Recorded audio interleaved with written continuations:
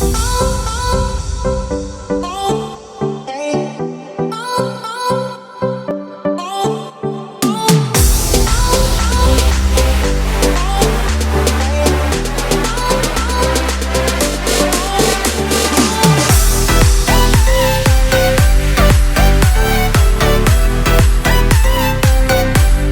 want to greet you and thank you very much for joining us as well.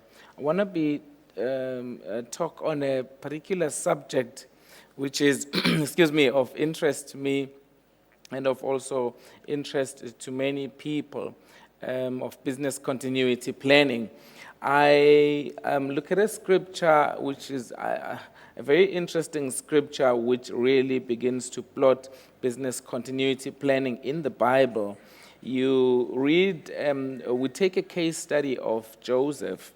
So Joseph in the Bible, I think you'd remember the story of Joseph when he went to prison and he was a dreamer.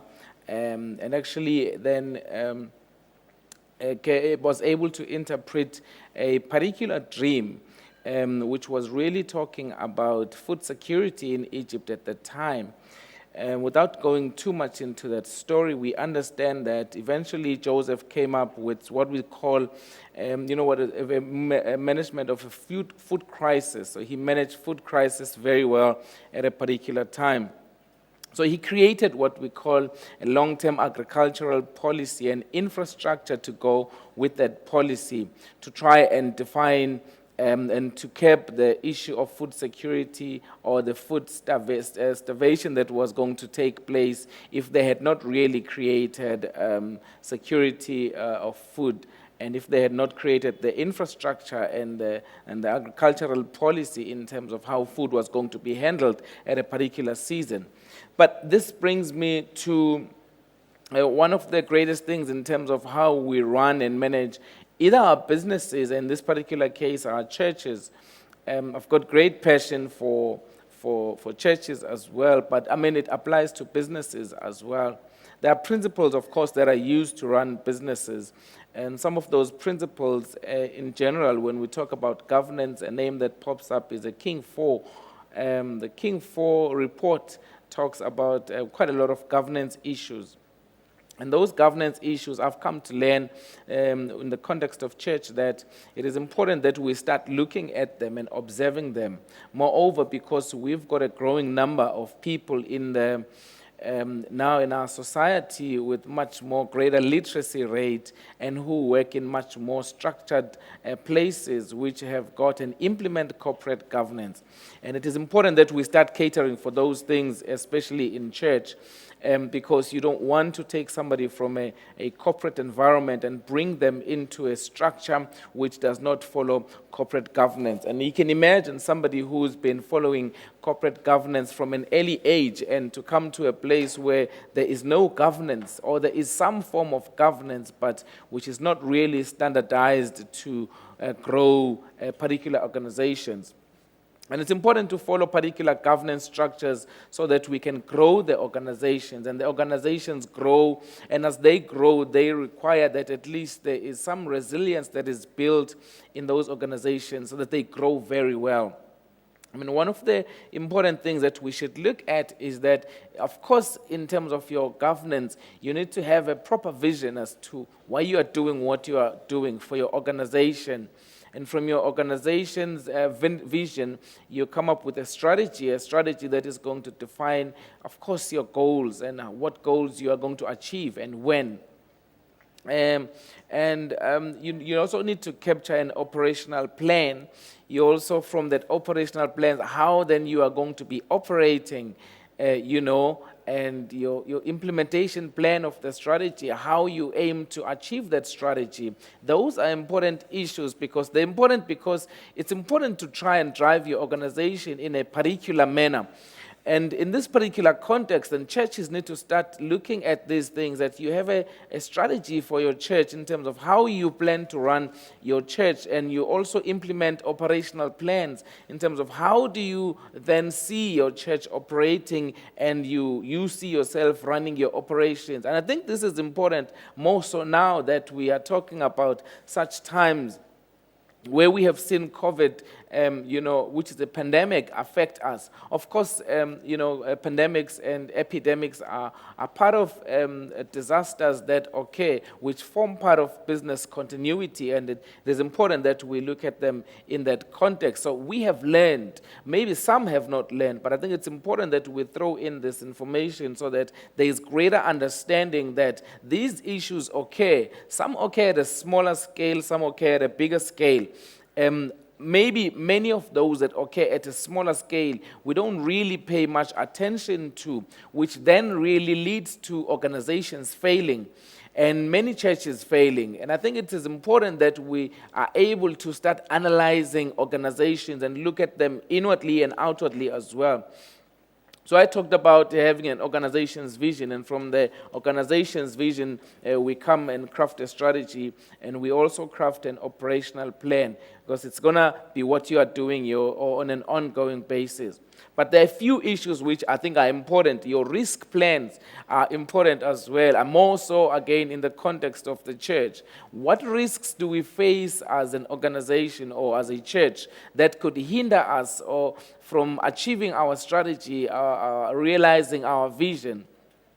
So it's important that on an ongoing basis, we start doing that risk plan, which is going to have a risk assessment. You do your risk assessment at a high level, a risk assessment, and then you do, you find your risks, and you identify your risks. You mitigate against those risks, you eliminate those risks. We operate in as churches and organizations in environments that have got quite a lot of risks that could hinder us from achieving our strategy and our goals. So it is important that once we've developed everything that we've developed, we sit down and we look at what are risks, what risks are we faced with as an organization. Then it comes to what I want to talk about in detail, the risk continuity plans. If you're running a business, if you're running a church, if you're running any organization, you will have to do a business continuity plan. What happens if things don't go according to your plan? How will you sustain your business? How will you sustain your organization? How are we sustaining churches right now? I mean, many businesses, many organizations suffered because of the COVID that we faced, or the pandemic that we faced, but they suffered because many of them didn't really have risk plans, didn't have business continuity plans that were alive and working in their environments. And that is why when COVID happened, when lockdowns happened, then people were stuck. They didn't know what to do. So instead of kicking in their business continuity plans, they did not know, and that's why a lot of people suffered, including including churches for that matter. And I then saw a surge of people wanting to drive an agenda of saying, let's open churches, which is there's nothing wrong with that. Opening churches is also good and a good idea that we should meet. But the most important part as well is to look at, say, how do we continue with our business, with our church? Should there be an issue? The pandemic is not going to be a first issue or crisis that you face. Therefore, it's important that you learn from it, and then you look at how do you continue with your business should things fall apart. The other part that I want to talk to a lesser extent is your digital strategy or your digital plan. We are living in a digital era, and it is important now more than ever that we look at digital strategies. In the time past, there was the technology was a feature, as part of your planning or as part of your governance.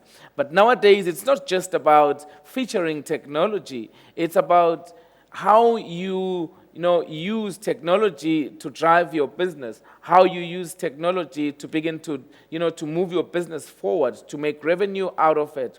We used to have things like marketing plans, which have since now migrated to digital marketing plans because of the emergence of technology and social platforms that have come through now.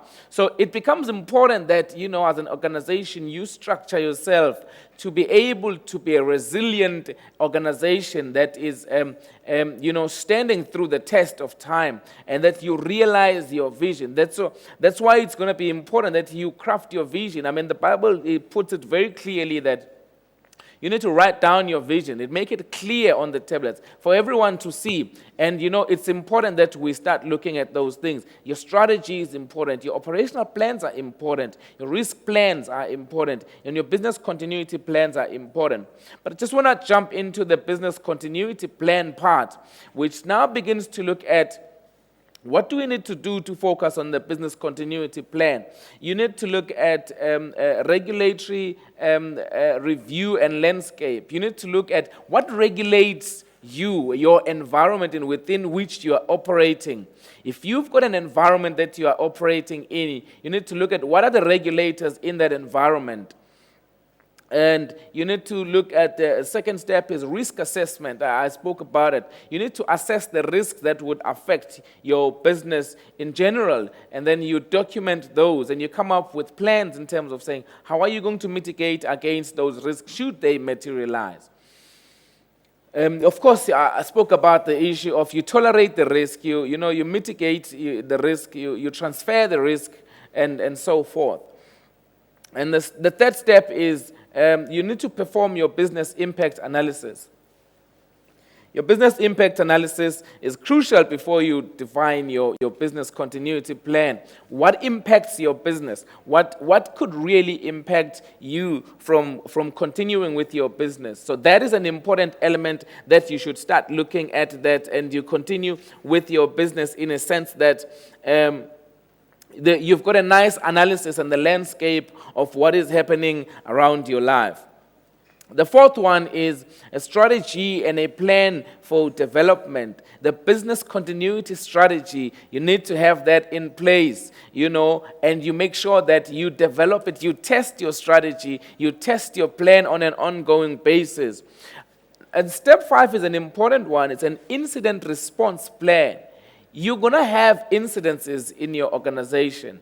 So once you've got those incidences, you've got to have a response plan. How do you respond to incidences that are occurring? On an ongoing basis, your number 6 is you test, you train, and you maintain your plan, and you communicate your plan. Now, those are just a few 7 steps that are important that we look at, when we're doing a business continuity plan. In the context of churches, I find that we want to spiritualize most of the things. But the important part that we should start looking at and observing is that we gather people. When we gather people, it is not just church in a context of the name church and that being spiritual. But if you remove the word church, it is an organization. If you gather people together, you are putting together an organization. That is why it is important, so that it is important to know and to manage those people. It's also important that you understand that those people must be organized in a particular fashion. It is also important that you must provide particular kind of leadership. And business resilience as a leader then is important. Continuity is important as a leader. I look at a few issues that affect churches, so to speak, and I learn from quite a lot of churches as well. One of the biggest challenges that we face, as churches, are issues of venues, where people are using a particular venue to do church, but there is no prospects or looking forward to say, this is what we are planning to do, should that venue that we are using not work out correctly. And of course, the venue part has it has almost everything to do with how you do, your church. The accessibility to that venue and how that venue is very important. But imagine if you did not, and you woke up one Sunday, you want to do your church service, you've got everything in order, and there the venue is locked. And if somebody terminated your lease, if you are renting or in a particular place, there you don't have a place to go to. But one of the other 2 critical issues that I find as important number 1, it's the issue of the finances. That we as churches need to start looking at church from a point of creating reserves. When we do whatever it is that we do, because we understand that crisis and happens all the time, Start creating reserves, your financial reserves, that you are not stranded should a disaster hit like a pandemic hit us. But the last one is looking at succession. We need to start looking at how are we going to make sure that when we are no longer there, the churches that we are running continue to run in a particular manner and in actually even much better manner. So it is important that we organize ourselves. So business continuity for me is one of the greatest things that we should start looking at. Look at it in a great sense that you want your business to succeed, your organization, you want your church to succeed. So if you want your church to succeed, you must sit in a particular with your organization, with your people, and start defining how your business and your church is going to continue. Whether you are there, it must continue. Whether there is a disaster, your church must continue. Whether there is challenges, your church must continue. Build resilient churches, and that's my submission to everyone and to every leader. It's important that we build this succession, we build reserves, we build plans, we build risk plans so that we can continue with our businesses. And that's just it for today on business continuity planning. So we'll continue talking about other issues at some other time. Thank you.